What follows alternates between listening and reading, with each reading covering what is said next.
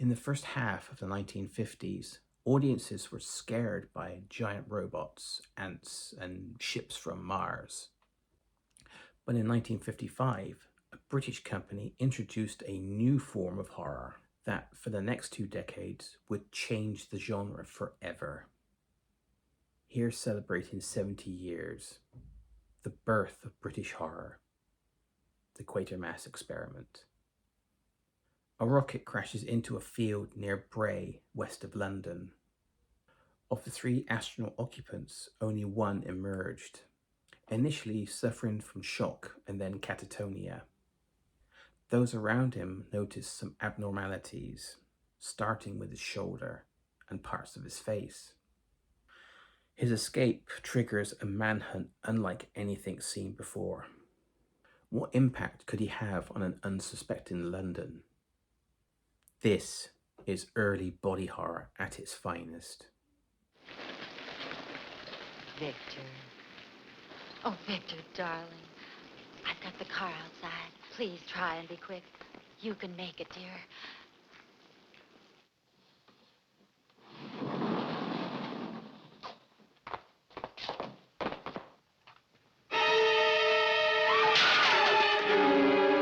Heading the cast as Dr. Quatermass is American Brian Donlevy. Jack Warner, the legendary Dixon of Doc Green. Richard Wordsworth as the astronaut, here giving the standout performance. The legend Gordon Jackson from The Great Escape. Dame Thor Hurd, one of Britain's greatest character performers. Lionel Jeffries, Grandpa Potts from Chitty Chitty Bang Bang.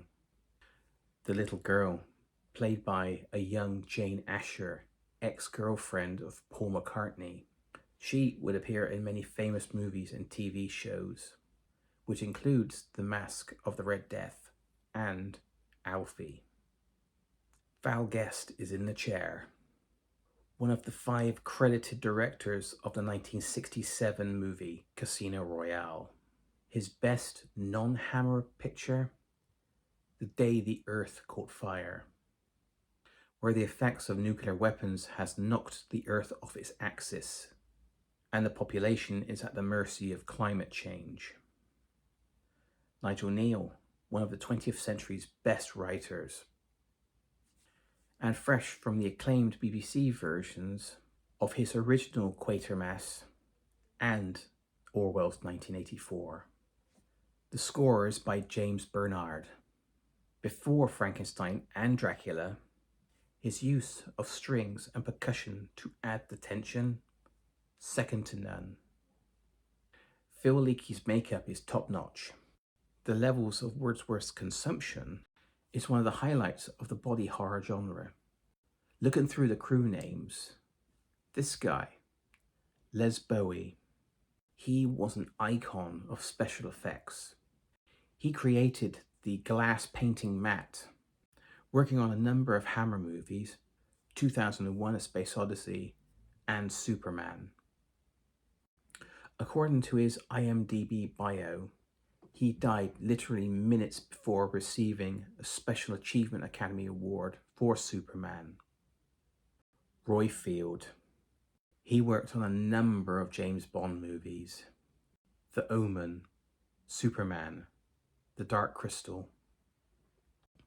This remake of the legendary 1953 BBC serial was a sober approach, even though it was made outside the constraints of television. Director Guest had to make something that wouldn't annoy the censors, so under-16s could see it.